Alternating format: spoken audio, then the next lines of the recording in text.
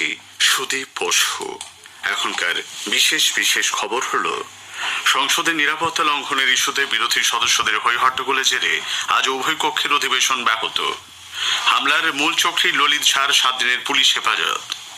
ভজনলাল শর্মা আজ রাজস্থানের মুখ্যমন্ত্রী হিসেবে শপথ নিয়েছেন। ভারতের প্রথম স্বরাষ্ট্রমন্ত্রী সর্দার বল্লভভাই প্যাটেলের মৃত্যুবার্ষিকীতে দেশ আজ তাঁকে সশ্রদ্ধ চিত্তে স্মরণ করছে। ইরান ভারত সহ আরো 33টি দেশের নাগরিকদের জন্য ভিসা মুক্ত সফরের কথা ঘোষণা করেছে। ডিওয়াই পাটিল স্টেডিয়ামে মহিলাদের একমাত্র টেস্টে দ্বিতীয় দিনের শেষে ভারত দ্বিতীয় ইনিংসে ইংল্যান্ডের থেকে 478 রানে এগিয়ে। আসছি বিস্তারিত খবরে। গণতন্ত্রের পীঠস্থান সংসদের নিরাপত্তায় বিচ্যুতির ঘটনায় আজও উত্তাল হয়ে ওঠে সংসদের উভয় কক্ষ। নিরাপত্তায় গাফিলতি ও 14 জন সাংসদকে বরখাস্ত করার প্রতিবাদে এদিন লোকসভা ও রাজ্যসভার অধিবেশন শুরু হওয়ার পর থেকেই বিক্ষোভ দেখাতে থাকেন বিরোধী সাংসদরা। তুমুল হই হট্টগোলের কারণে উভয় কক্ষের অধিবেশন প্রথমে দুপুর 2টো পর্যন্ত মুলতবি করে দেওয়া হয়। পরে অধিবেশন শুরু হলেও উভয় কক্ষেই হই হট্টগোল বজায় থাকে। পরিস্থিতি স্বাভাবিক না হওয়ায় দিনের মতো মুলতবি করে দিতে হয় লোকসভা ও রাজ্যসভার অধিবেশন। সংসদের এই দুই কক্ষের অধিবেশন ফের বসবে আগামী 18ই ডিসেম্বর বেলা 11টা নাগাদ। এদিকে সংসদ চত্বরে গান্ধী মূর্তির পাদদেশে এদিন সকালে বিক্ষোভ দেখান সংসদের উভয় কক্ষ থেকে বহিষ্কৃত 14 জন সাংসদ। এদের মধ্যে 13 জন লোকসভা এবং 1 জন রাজ্যসভা সাংসদ।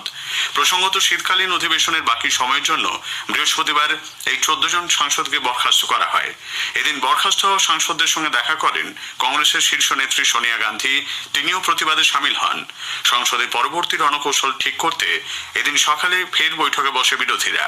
কংগ্রেস সভাপতি মল্লিকার্জুন খাড়গের চেম্বারে ওই বৈঠক হয়েছে। সংসদ বিষয়ক মন্ত্রী প্রহ্লাদ যোশী আজ লোকসভার নিরাপত্তার বিষয়টি নিয়ে বিরোধীদের বিক্ষোভের সমালোচনা করেছেন। সাংবাদিকদের আজ তিনি বলেন, অত্যন্ত স্পর্শকাতর এই বিষয়টি নিয়ে বিরোধীদের আরো দায়িত্বশীলভাবে আচরণ করা উচিত। তিনি বলেন, নিরাপত্তা লঙ্ঘনের ইস্যুতে উচ্চ পর্যায়ে তদন্ত চলেছে, বিষয়টি আদালতও বিচারাধীন। লোকসভার অধ্যক্ষ এই ব্যাপারে যে নির্দেশ দিয়েছেন সরকার তাই মেনে চলেছে। स्पीकर साहब ने जो कुछ भी आदेश दिया सर्वदलीय बैठक बुला के, वो आदेश सरकार इन लेटर एंड स्पिरिट हम फॉलो कर रहे हैं। तो इसके बावजूद भी अभी कोर्ट में भी है मामला, high level inquiry is going on. ये सब चलते हुए इस बीच में हम सदन चलाने न देंगे। ये सेंसिटिव मामला है, they should understand it, they should behave responsibly. লোকসভায় কংগ্রেস নেতা অধীর রঞ্জন চৌধুরী প্রধানমন্ত্রী এ বিষয়ে কেন নীরব তা নিয়ে বিস্ময় প্রকাশ করেন। সংসদের কাজে বাধা বিঘ্ন সৃষ্টির জন্য বিরোধীদের ভূমিকা তীব্র সমালোচনা করেছেন কেন্দ্রীয় তথ্য ও সম্প্রচার মন্ত্রী অনুরাগ সিং ঠাকুর। দিল্লিতে সাংবাদিকদের মুখোমুখি হয়ে শ্রী ঠাকুর বলেন, 3টি রাজ্যে পরাজয়ের পর আত্মবিশ্লেষণের পরিবর্তে বিরোধীরা সংসদের কাজকর্মে ব্যাঘাত ঘটাচ্ছে, যা দুর্ভাগ্যজনক। তার মতে সংসদের কাজে বিঘ্ন সৃষ্টি করে কিছুই অর্জন করতে পারবেন না বিরোধীরা। সংসদ ভবনে স্প্রে ক্যান হাতে ঢুকে পড়ার ঘটনায় মূল চক্রী ললিত ঝাকে আজ দিল্লির পাটিয়ালা হাউস আদালতে তোলা হলে 7 দিনের পুলিশ হেফাজত হয়েছে। প্রসঙ্গত, রাজস্থান থেকে দিল্লিতে এসে আত্মসমর্পণ করে ললিত। দীর্ঘদিন সে কলকাতাতেও কাটায় বলে অভিযোগ। কর্ণাটকের বেলাগাভিতে এক মহিলাকে নৃশংসভাবে মারধর ও ছিনতাইয়ের প্রতিবাদে সে রাজ্যের বিজেপি সাংসদরা আজ সংসদ ভবন চত্বরে বিক্ষোভ দেখান।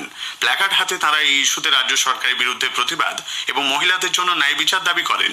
কেন্দ্রীয় মন্ত্রী প্রহ্লাদ যোশী এই ঘটনাকে লজ্জাজনক বলে বর্ণনা করেছেন। তিনি অভিযোগ করেন যে রাজ্যের কংগ্রেস সরকার এ বিষয়ে কোনো পদক্ষেপই নেয়নি। দেশে যক্ষ্মা আক্রান্তদের সংখ্যা কমছে। বিশ্ব স্বাস্থ্য সংগঠন WHO রিপোর্টে এমনটাই উঠে এসেছে বলে সরকার জানিয়েছে। লোকসভায় একটি লিখিত উত্তরে কেন্দ্রীয় স্বাস্থ্য ও পরিবার কল্যাণ প্রতিমন্ত্রী ডক্টর ভারতী প্রবীণ পাওয়ার বলেন, ভারতে যক্ষ্মার প্রকোপ 2015 সালে প্রতি 1 লক্ষ জনসংখ্যায় 237 থেকে 16% কমে 2022 সালে প্রতি 1 লক্ষ জনসংখ্যায় 199-তে দাঁড়িয়েছে।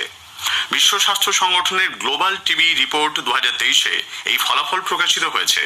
ডক্টর পাওয়ার বলেন, ভারত 2025 সালের মধ্যে যক্ষ্মা নির্মূলীকরণের লক্ষ্যমাত্রা নির্ধারণ করেছে। বরিষ্ঠ বিজেপি নেতা ভজনলাল শর্মা রাজস্থানের মুখ্যমন্ত্রী হিসেবে শপথ নিয়েছেন। রাজ্যপাল কলরাজ মিশ্র আজ শ্রী শর্মাকে পদ ও মন্ত্রগুপ্তে শপথ বাক্য পাঠ করান।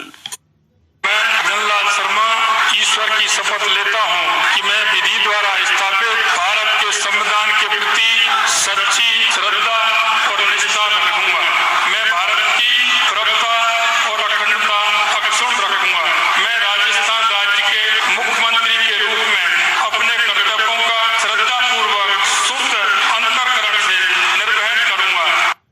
উপমুখ্যমন্ত্রী হিসেবে আজ শপথ নিয়েছেন দিয়া কুমারী এবং প্রেমচাঁদ বাইরওয়া। প্রধানমন্ত্রী নরেন্দ্র মোদী, স্বরাষ্ট্রমন্ত্রী অমিত শাহ এবং বিজেপির সর্বভারতীয় সভাপতি জগৎ প্রকাশ নাড্ডা অনুষ্ঠানে উপস্থিত ছিলেন। এছাড়াও একাধিক কেন্দ্রীয় মন্ত্রী, বেশ কয়েকটি বিজেপি শাসিত রাজ্যের মুখ্যমন্ত্রী এবং উপমুখ্যমন্ত্রীরাও শপথ গ্রহণ অনুষ্ঠানে যোগ দেন। রাজস্থানের নবনিযুক্ত মুখ্যমন্ত্রী ভজনলাল শর্মা এবং উপমুখ্যমন্ত্রী দিয়া কুমারী ও প্রেমচাঁদ বাইরওয়াকে অভিনন্দন জানিয়েছেন প্রধানমন্ত্রী। নতুন নেতৃত্বে রাজস্থান সুশাসন, সমৃদ্ধি ও উন্নয়নের নতুন মানদণ্ড স্থাপন করবে বলে প্রধানমন্ত্রী মোদী আস্থা প্রকাশ করেন। তিনি আরো বলেন, রাজ্যের মানুষ যে আস্থা ও আশা নিয়ে দলকে আশীর্বাদ করেছেন তা পূরণে বিজেপি সরকার কঠোর পরিশ্রম করবে। ভারতের প্রথম স্বরাষ্ট্রমন্ত্রী সর্দার বল্লভভাই প্যাটেলের মৃত্যুবার্ষিকীতে দেশ আজ সশ্রদ্ধ চিত্তে তাকে স্মরণ করছে। শ্রদ্ধা নিবেদন করে প্রধানমন্ত্রী বলেন, সর্দার প্যাটেলের অনুকরণীয় কর্মজীবন আমাদের শক্তিশালী এবং আরো ঐক্যবদ্ধ দেশ গড়ার পথে পরিচালিত করবে। সর্দার প্যাটেলের মৃত্যুবার্ষিকীতে তাকে শ্রদ্ধা জানিয়েছেন কেন্দ্রীয় স্বরাষ্ট্রমন্ত্রী অমিত শাহ। শ্রী শাহ বলেন, সর্দার বল্লভভাই প্যাটেল তাঁর জীবনের প্রতিটি মুহূর্ত ভারতে এক জাতির চেতনাকে জাগ্রত করার জন্য উৎসর্গ করেছিলেন।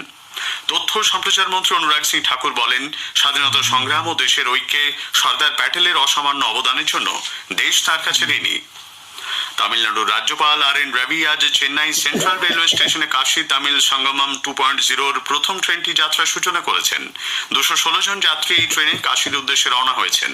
অনুষ্ঠানে উপস্থিত ছিলেন আইআইটি ডিরেক্টর প্রফেসর ভি কামাকোটি। ট্রেনটি আগামীকাল বারাণসী পৌঁছবে।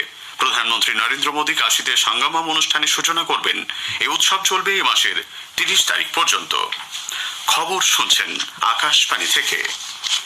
1971 সালে ভারত পাকিস্তান যুদ্ধে ভারতীয় সেনা ও মুক্তিবাহিনীর জয় এবং স্বাধীন বাংলাদেশের আত্মপ্রকাশ উদযাপন করতে কলকাতায় সেনাবাহিনীর পূর্বাঞ্চলীয় প্রধান কার্যালয় ফোর্ট উইলিয়ামসে দুদিনের বিজয় দিবস অনুষ্ঠানের সূচনা হয়েছে। কর্মসূচির উদ্বোধন করেন ভারতের পূর্বাঞ্চলীয় কমান্ডের সেনাপ্রধান লেফটেন্যান্ট জেনারেল রানা প্রতাপ কলিতা। শহীদদের প্রতি শ্রদ্ধা জানাতে একটি প্রদর্শনীর আয়োজন করা হয়েছে। ওমানে সুলতান হাইথাম বিন তারিক 3 দিনের সরকারি সফরে আজ নতুন দিল্লি পৌঁছেছেন। বিদেশ প্রতিমন্ত্রী ভি মুরলীধরন বিমানবন্দরে তাকে স্বাগত জানান।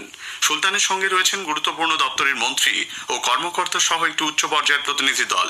সুলতান হাইথাম বিন তারিকের এটি প্রথম ভারত সফর। কৃষি ও কৃষক কল্যাণ মন্ত্রী অর্জুন মুন্ডা আজ নতুন দিল্লিতে আসিয়ান ভারত মিলেট উৎসব পরিদর্শন করেছেন। উৎসবের অঙ্গ হিসেবে আয়োজিত বাজরা কেন্দ্রিক প্রদর্শনীও ঘুরে দেখেন তিনি। মিলেট উৎপাদক কৃষক সংস্থা এবং কৃষি উদ্যোক্তারা উৎসবে অংশ নিয়েছেন। অনুষ্ঠানে শ্রী মুন্ডা কৃষক সম্প্রদায়কে প্রধানমন্ত্রী ফসল বীমা এবং প্রধানমন্ত্রী কিষাণ সমৃদ্ধির মতো কেন্দ্রীয় সরকারের বেশ কয়েকটি গুরুত্বপূর্ণ প্রকল্পের সুবিধা গ্রহণের আহ্বান জানান।